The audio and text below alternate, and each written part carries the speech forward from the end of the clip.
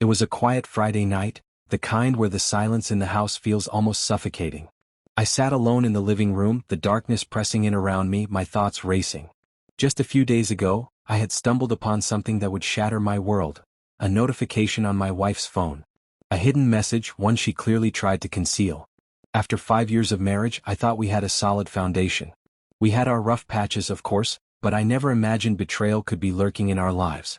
Yet there it was, a message from someone I didn't know, and instantly I felt the sinking certainty of a truth I couldn't ignore.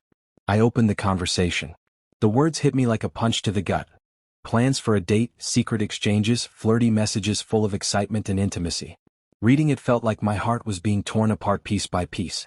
Every memory, every shared laugh, every tender moment now felt tainted. But I didn't react immediately. I knew I had to stay calm, at least until I figured out my next move. The following days were torture. I forced myself to act normal, to wear a mask of indifference, all while boiling inside with a mix of anger, hurt, and disbelief. Finally, the night of their planned rendezvous arrived. She told me she was going out with friends and would be home late. I nodded, forcing a smile, concealing the storm raging inside me. As soon as she walked out the door, I went into action. I set up the living room carefully, dimmed lights, a bottle of her favorite wine, everything arranged to seem casual, almost inviting. But every detail was deliberate. I waited in silence, each minute stretching endlessly. My heart thumped louder with every passing second, anticipation and dread mingling in equal measure. Then, around midnight, I heard the familiar crunch of tires on the driveway.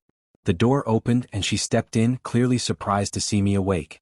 Her eyes immediately took in the scene, the dim lights, the wine, and for the first time I saw hesitation, a flicker of fear. She tried to hide it with a nervous smile. "Hey, you're still up," she said, her voice uneven. "Couldn't sleep," I replied quietly, letting my gaze lock with hers. She looked away, probably to avoid what she knew was coming. She took a step forward and I stopped her with a single motion. "How was your night?" I asked, calm but heavy with unspoken meaning. "Oh, just a quiet evening with the girls," she said, too casual, too rehearsed. I sipped my wine slowly, letting the silence stretch just long enough to make her uneasy. "With the girls, huh?" I repeated, letting my tone carry an edge she couldn't miss.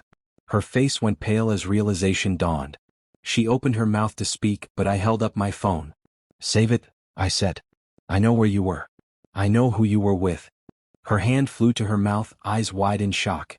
For the first time, genuine fear flickered across her face.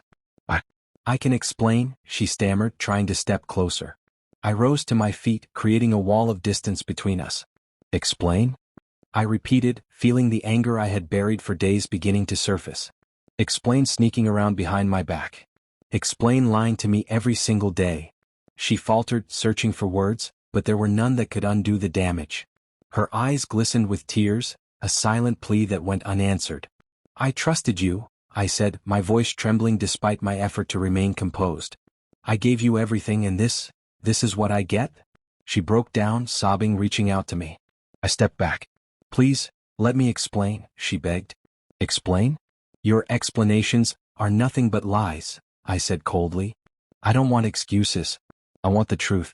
And the truth is, you're done." The silence that followed was suffocating. I watched her retreat to the bedroom, crying while I remained on the couch. Strangely, amidst the pain, I felt a sense of release. The betrayal burned, but now I knew the reality. No more pretense, no more deception. That night, as I sat alone in the quiet of the living room, I understood something painful but liberating. Sometimes the hardest choice is to let go. But letting her go was the only way to reclaim my life, my dignity, and, eventually, my peace.